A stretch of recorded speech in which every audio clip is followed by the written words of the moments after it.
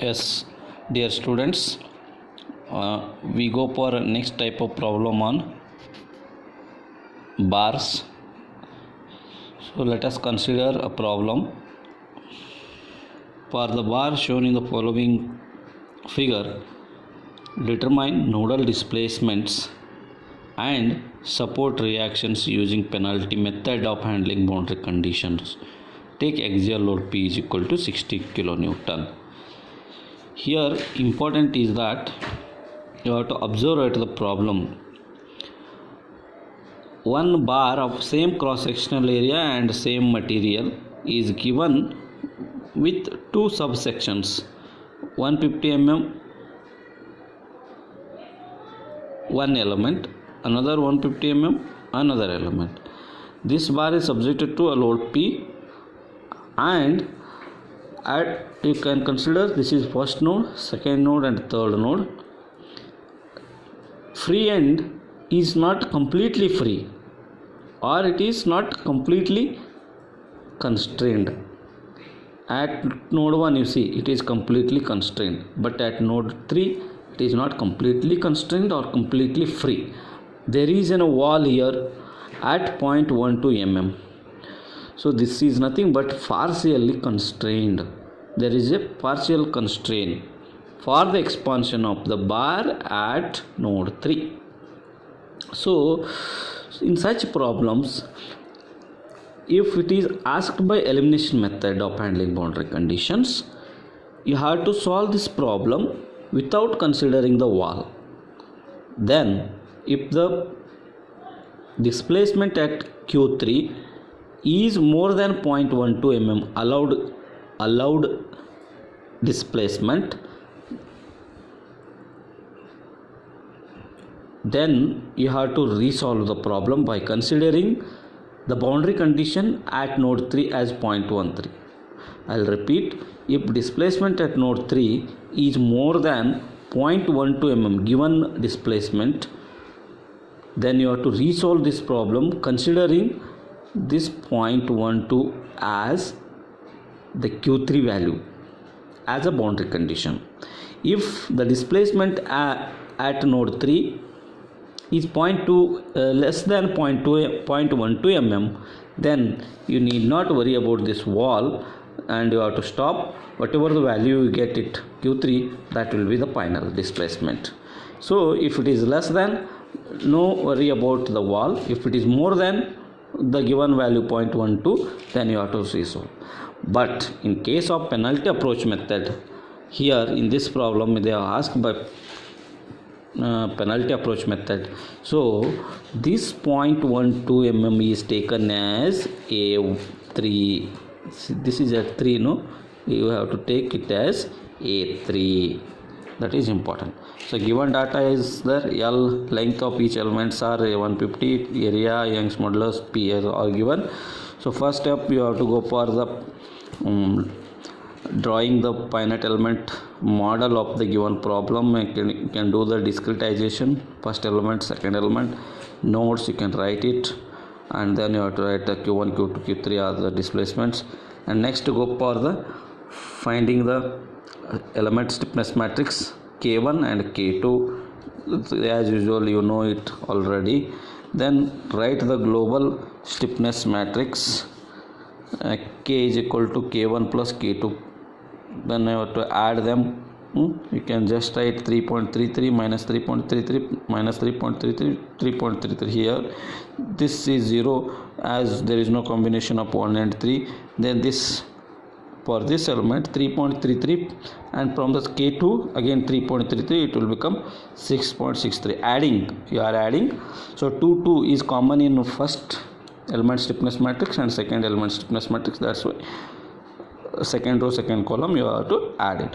Then next further you have to write same as usual, that is known. Next go for the writing the equilibrium KQ equal to F. Equilibrium equation KQ equal to F. So after substituting all the values in the KQ equal to F, you will get this K as this one and Q and F. F1, F2, F3 are there.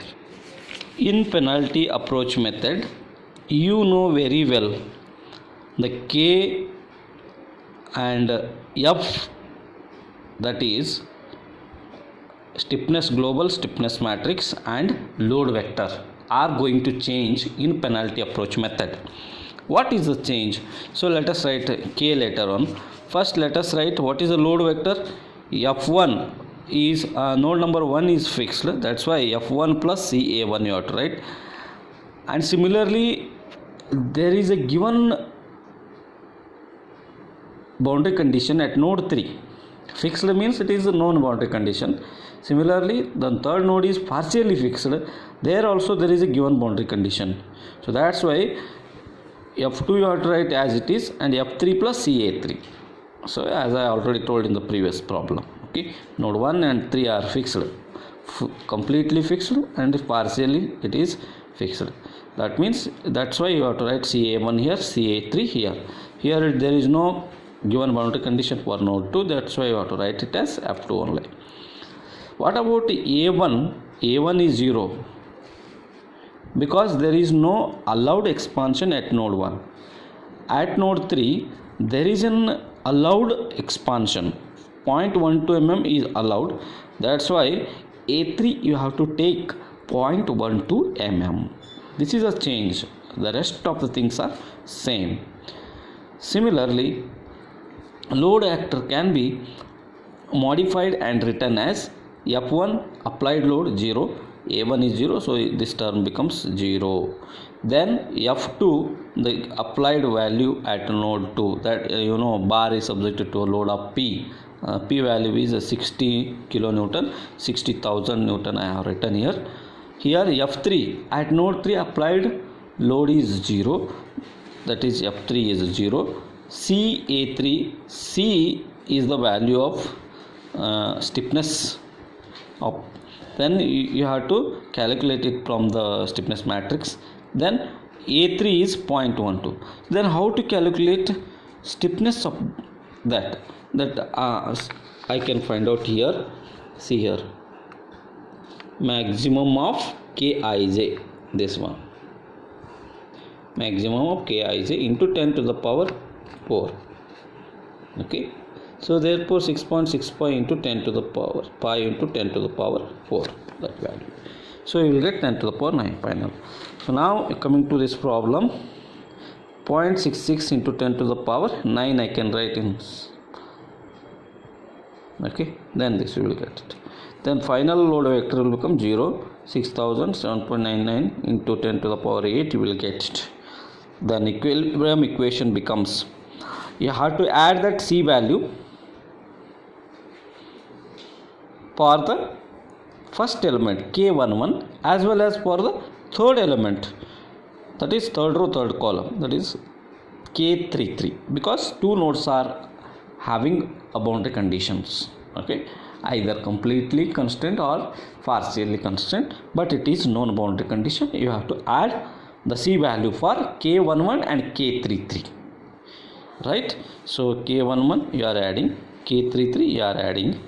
So 10 raised to 5 outside is there, out of 10 raised to that 9 you can take it as 10 raised to 5 outside and 10 raised to 4 inside, you have to write it, okay. C value is here, you see 6.66 into 10 raised to 9. So 10 raised to 5 if you write outside this matrix, then 10 raised to 4 remains, that's why I have written here and here. Then here load vector already calculated, you can substitute. Then once you get this equation, then next is solution. So simplify this one, add them, you will get this value. Then first row first column is equal to 0, second row first column is equal to 60,000, third row first row column again you will get it as is equal to 7.9 into 10 raised to 8. You will get three equations I have written here after cancelling the 10 raised to 5 from both sides, everything I have done here. So you will get it the value of Q1, Q2, Q3 like this, okay. These three are the values of Q displacements at node 1, node 2, node 3. See, as the given boundary condition at node 3 is given 0.12, but actual value of that is 0.120015 mm. It is very equal to the same given value, but still small difference is there. That also you can determine by using the penalty approach method. This is the power of the penalty approach method. Next, reaction forces, where the reaction happens only at node 1 and node 3, not node 2. So to find out reaction forces, there is a formula minus C in the bracket Qi minus Ai. That is, minus means it is reaction force is always in the opposite direction of the applied force. That's why you are writing the minus. Then what is, for first node you can write C in the bracket Q1 minus A1. A1 is 0, Q1 is 6.63. So directly you can get the value of R1 as 4997 6.64 Newton, right, after substituting all these values. So similarly R3 equal to minus C in the bracket Q3 minus A3 you have to write. Then R3 will get you can substitute the values. C value is this one, inside the bracket Q3 as you determine 0.120015 minus 0.12, you will get 9990 Newton as the R3 reaction force at node 3.